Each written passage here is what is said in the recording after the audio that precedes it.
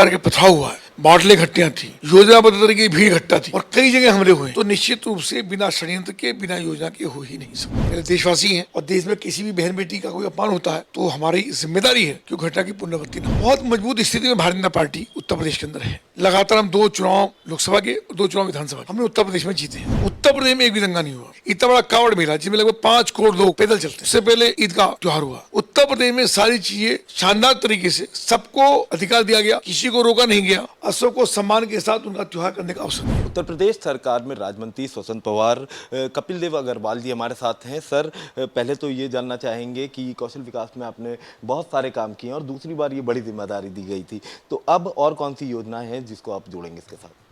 देखिए, माननीय मुख्यमंत्री योगी आदित्यनाथ जी के द्वारा अभी हाल ही में सभी मंत्रियों की, शिक्षा मंत्रियों की बैठक हुई और माननीय प्रधानमंत्री नरेंद्र मोदी जी के द्वारा जो नई NEP राष्ट्रीय शिक्षा नीति लागू की गई, उसकी समीक्षा, धरातल पर उसका काम, उसकी बातचीत हुई। और मुख्यमंत्री जी का निर्देश है, माननीय प्रधानमंत्री जी का संकल्प है कि राष्ट्रीय शिक्षा नीति के साथ हमको आगे बढ़ना, और उस राष्ट्रीय शिक्षा नीति में जो विशेष टारगेट प्रधानमंत्री जी का है वो है कौशल विकास। यानी सब बच्चे स्किल्ड हों, कोई डॉक्टर बने, साइंटिस्ट बने, वैज्ञानिक बने, लेकिन वो स्किल्ड जरूर हो। ये प्रधानमंत्री का संकल्प है। तो नवाचार, रोजगार परक शिक्षा, चरित्र निर्माण, तकनीकी शिक्षा, इन सब चीज़ों के टारगेट को लेकर के हमारा विभाग काम कर रहा है। और अभी तक ये होता था कि जो बच्चे ड्रॉप आउट हैं उन्हीं को हम कौशल विकास के साथ जोड़ते थे। आज राष्ट्रीय शिक्षा नीति के अंदर सबको जोड़ना है, और सबका जोड़ने का जो 4 ग्रुप बनाए गए हैं उनमें विशेष रूप से 6 to 8 और 9 to 12, उसके बाद ग्रेजुएशन। तो अभी हमने टारगेट लिया है 9 to 12 का। उन सब बच्चों को जो इंटरमीडिएट कॉलेज हैं, उन सब बच्चों में, कॉलेजों में हम सेंटर खोल रहे हैं। अभी हमने पिछली बार 150 कॉलेज लिए थे, इस बार 300 कॉलेज लिए, वो धीरे धीरे हम बढ़ाएंगे। डिग्री कॉलेज में, इंजीनियरिंग कॉलेज में हम जा रहे हैं, हम पॉलिटेक्निक में भी जा रहे हैं, और उनको जाकर के उन सब बच्चों को डिफरेंट सेक्टर के अंदर उनको हम स्किल्ड करेंगे, ताकि बच्चे पढ़ाई के साथ साथ स्किल्ड हों, ट्रेनिंग उनकी स्टडी हो, और वो एंटरप्रेन्योर भी बन सकें। सब बच्चे डॉक्टर और साइंटिस्ट नहीं बन सकते, इंजीनियर नहीं बन सकते, सब बच्चे हायर एजुकेशन में जाकर सेलेक्ट नहीं हो सकते। तो अगर वो प्राइमरी स्टेज से स्किल्ड होंगे तो उनको, ये लगभग 900 सेक्टर ऐसे हमने चुने हैं जो डिफरेंट सेक्टर में। हमारा अभी प्रयास है कि E-लाइब्रेरी पे उनको हम दे करके और उन बच्चों को हम डिफरेंट सेक्टर्स के अंदर ट्रेनिंग करने का हम काम करें। इसके अलावा ITI के अंदर भी हमने, अभी हमारी 150 ITI हमने टाटा के साथ MOU हमारा हुआ है, उनको हम बिल्कुल नई टेक्नोलॉजी के साथ, उसमें ड्रोन है, उसमें सोलर है, उसमें डिफरेंट टाइप के, उसके अंदर आर्टिफिशियल इंटेलिजेंस है, ऐसे नए सेक्टर्स के अंदर बच्चों को हम ट्रेनिंग देने का हम काम कर रहे हैं। तो क्या लग रहा है, तमाम लोगों को जो कौशल विकास से जुड़े हैं उन लोगों को प्लेसमेंट मिल रहा है और ज़्यादा से ज़्यादा प्लेसमेंट मिल रहा है? प्लेसमेंट दिलवाने की एजेंसी, जिम्मेदारी एजेंसी की होती है। जो हमारे ट्रेनिंग पार्टनर होते हैं उनको लगातार हमारी मीटिंग होती है, बातचीत होती है कि बच्चों को ट्रेनिंग दिलवाएं। और दोनों चीज़ें हैं, रोज़गार भी मिले या बच्चे स्वयं का काम कर सकें। मान लो किसी बच्ची ने सिलाई कढ़ाई सीखी, तो सिलाई कढ़ाई वो घर भी काम कर सकती है, शादी हो जाएगी तो ससुराल में काम कर सकती है, अगर उसकी शादी गांव में होगी तो गांव के अंदर भी काम कर सकती है। उसी प्रकार के जो बच्चों को कंप्यूटर की हम ट्रेनिंग दे रहे हैं, तो एक बच्चे ने गांव के अंदर अपना एक सेंटर खोल दिया, तो बच्चों के वो वोटर ID कार्ड बना रहा है, बच्चों को राशन कार्ड बना रहा है, बच्चों को ऑनलाइन उनकी मृत्यु प्रमाण पत्र दे रहा है, या बच्चों को, या महिला कोई होती है उसकी वृद्धावस्था पेंशन के लिए अप्लाई कर रहा है, तो आराम से 1000-2000 रुपये घर बैठे कमा सकता है। बच्चों को अकाउंट्स का हम काम सिखा रहे हैं।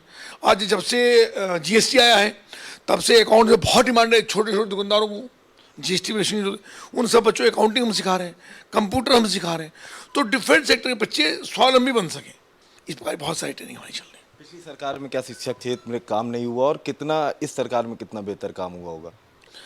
पिछली सरकार भी हमारी थी, उससे पहले की का क्या था उसमें मैं ज़्यादा नहीं जाऊँगा। इससे हमारा कंपटीशन हमारे से ही है। हमने पहले क्या किया और हमको बेहतर करना है।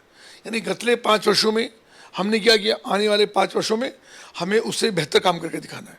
हमारा प्रयास है कि जो जिम्मेदारी हमको मिली है विभाग के मंत्री के नाते या जनता के द्वारा, उसमें हम अपने डिपार्टमेंट को बढ़िया से बढ़िया प्रधानमंत्री जी के सपनों का, माननीय मुख्यमंत्री योगी आदित्यनाथ जी की योजनाओं को हम साकार कर सकें, युवाओं को अधिक से अधिक हम स्किल्ड कर सकें, ऐसा हमारा प्रयास है। लोगों में हिंसा हुई जिस तरह से, क्या लग रहा है कोई साजिश है?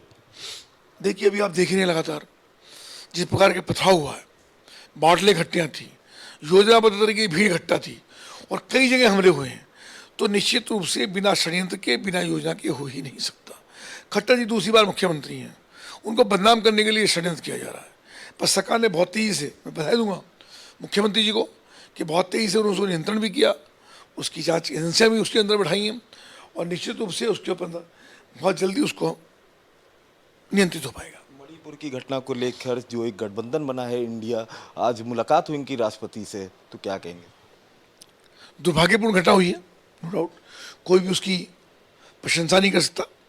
और हम राजनीतिकवाद में हैं, पहले देशवासी हैं, और देश में किसी भी बहन बेटी का कोई अपमान होता है तो हमारी जिम्मेदारी है कि वो घटना की पुनरावृत्ति ना हो। उसमें सरकार बहुत संज्ञान ले रही है, माननीय मुख्यमंत्री, माननीय प्रधानमंत्री, माननीय गृहमंत्री उस विषय को लेकर के बहुत गंभीर हैं और ये पुनरावृत्ति ना हो उसकी तैयारी चल रही है। 2024 का लोकसभा चुनाव है, 80 सीटों पे दावा कर रहे हैं, क्या नतीजे होंगे? बहुत मजबूत स्थिति में भारतीय जनता पार्टी उत्तर प्रदेश के अंदर है। लगातार हम 2 चुनाव लोकसभा के और 2 चुनाव विधानसभा के हमने उत्तर प्रदेश में जीते हैं। और सबसे बड़ी बात यह अभी जो आप चर्चा कर रहे थे हरियाणा की, उत्तर प्रदेश में एक भी दंगा नहीं हुआ। इतना बड़ा कावड़ मेला जिसमें लगभग 5 करोड़ लोग पैदल चलते हैं, उससे पहले ईद का त्यौहार हुआ, उसके बाद अभी रमज़ान का, उसके साथ साथ अभी जो मुहर्रम इसका त्यौहार अभी हुआ। उत्तर प्रदेश में सारी चीज़ें शानदार तरीके से, सबको अधिकार दिया गया, किसी को रोका नहीं गया और सबको सम्मान के साथ उनका त्यौहार करने का अवसर दिया गया। अपराध नियंत्रण में है, कोई दंगा नहीं हुआ, कोई झगड़ा नहीं हुआ और सब समान रूप से काम कर रहे हैं। जो चीज़ लागू, अगर लाउड स्पीकर उतरे हैं मंदिरों के तो मस्जिद का लाउड स्पीकर उतरा है। तो यानी चीज़ें कोई ये नहीं कह सकता कि मुख्यमंत्री के नाते किसी एक पक्ष से पक्षपात किया गया हो। उसी का कारण है कि उत्तर प्रदेश अमन चैन है, कोई तनाव नहीं है, कोई घटनाएं होती है तुरंत कार्रवाई होती है और हमको लगता है उसी का परिणाम है कि उत्तर प्रदेश में मुख्यमंत्री जी की छवि जो जनता के सामने बनकर के आई है, सभी 80 सीटें उत्तर प्रदेश के हम जीते हैं।